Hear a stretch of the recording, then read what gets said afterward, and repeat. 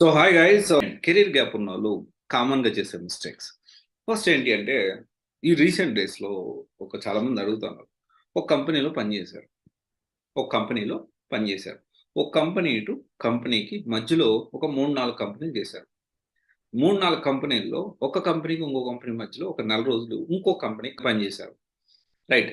ఇక్కడ ఒక కంపెనీలో 1 ఇయర్ చేశారు, ఒక కంపెనీలో 1.5 ఇయర్ చేశారు అనుకుందాం. మధ్యలో ఒక నెల ఒక కంపెనీలో చేరి మళ్ళీ మానేశారు.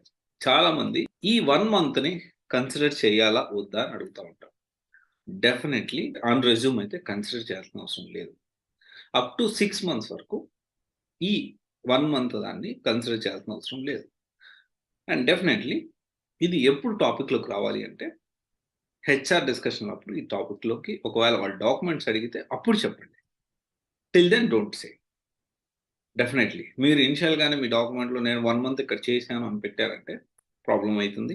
డాక్యుమెంట్స్ అడిగినప్పుడు వాళ్ళకి చెప్పలేదు అంటే అప్పుడు ప్రాబ్లమ్ అయితుంది. ఇది చాలా గుర్తుపెట్టుకోండి. అండ్ ఇంకొక పాయింట్ వచ్చేసి, ఇక్కడ మీకు అరౌండ్ 6 ఇయర్స్ కెరియర్ గ్యాప్ ఉంది అనుకుందాం.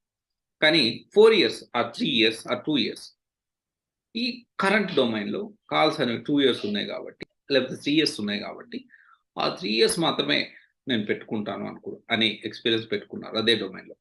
ఏ డొమైన్‌లో అయితే ఎళ్ళాలనుకుంటున్నారో ఆ డొమైన్‌లో. రైట్. మరి దీని ముందు ఇన్ని సంవత్సరాల పరిస్థితి ఏంటి? ఇది ఒక ప్లాన్డ్ ఉండాలి.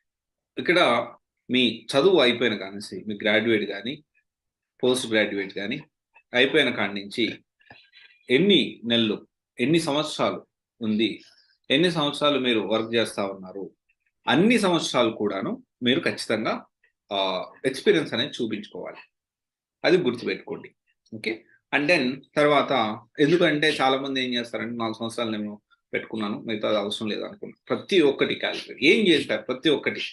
ఒకవేళ మీరు గవర్నమెంట్ ఎగ్జామ్స్ ప్రిపేర్ అయ్యారా? ఎన్ని సంవత్సరాలు ప్రిపేర్ అయ్యారు? హైయర్ స్టడీస్ కోసం అబ్రాడ్ కోసం ప్రయత్నం చేశారా? ఎన్ని సంవత్సరాలు ప్రయత్నం చేశారు? తర్వాత వేరే నాన్ ఐటీలో వర్క్ చేశారా? ఎన్ని సంవత్సరాలు వర్క్ చేశారు? చాలా క్రిస్టల్ క్లియర్‌గా పెట్టుకోవడం అనేది చాలా ఇంపార్టెంట్. అండ్ దెన్ తర్వాతొచ్చేసి, జాబ్ రావడం కోసం వచ్చినవి, రానివి అన్నిటికి యెస్ చెప్పేస్తారు. ఎప్పుడు? టెక్నికల్ రౌండ్‌లో.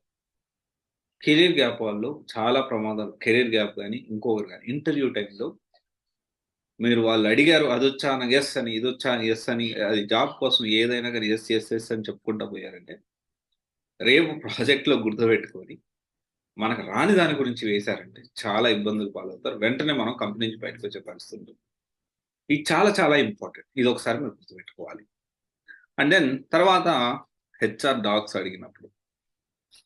డాక్యుమెంట్స్ అడిగినప్పుడు చాలా మంది ఏం చేస్తారంటే, జాబ్ వచ్చిన తర్వాత చూద్దాంలేండి, అప్పుడు ఆలోచిద్దాం డాక్యుమెంట్ గురించి అనుకోకుండా, ఇంటర్వ్యూకి పోకముందే అంత ప్రిపేర్డ్‌గా ఇప్పుడేదైతే మాట్లాడుకున్నామో అదంతా కూడా ప్రిపేర్డ్‌గా ఉండాలి డాక్యుమెంట్స్ అన్ని.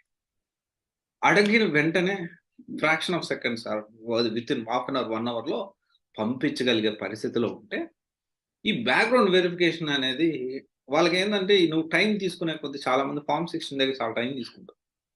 జనరల్‌గా ఫార్మ్ 16 ఒక్కొక్కసారి వెంటనే డౌన్‌లోడ్ అవుతుంది. ఇంకోసారి వారం రోజులు పడుతుంది. ఇంకోసారి 10 వర్కింగ్ డేస్ కూడా పడతది. మరి అప్పుడు దాకా హెచ్ఆర్ వెయిట్ చేయడు కదా! ముందుగా మనం అన్నీ ప్రిపేర్డ్‌గా ఇక్కడ పెట్టుకోవడం అనేది చాలా చాలా ముఖ్యం.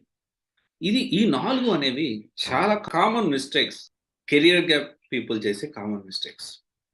సో, ఇది మనం కొంచెం ఇది మిస్టేక్స్ లేకుండా ప్లాన్ చేసుకుంటే డెఫినైట్‌లీ సక్సీడ్ అవ్వచ్చు.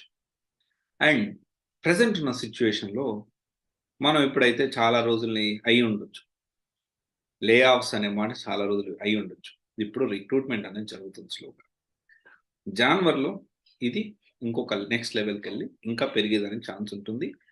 మార్చ్, ఏప్రిల్, మేలో ఇది పీక్స్ లోకి వెళ్ళేదానికి అవకాశం ఉంటుంది. అప్పటి వరకు ప్రాపర్ ప్లానింగ్‌తో మనం రెడీగా ఉండడం అనేది చాలా చాలా ముఖ్యం. ఇదొకసారి ఆలోచించి దాన్ని బట్టి మీరు ప్లాన్ చేసుకోండి. Thank you guys. This is Raj signing off civil guidance private limited. One stop solution for all job oriented courses. Thank you.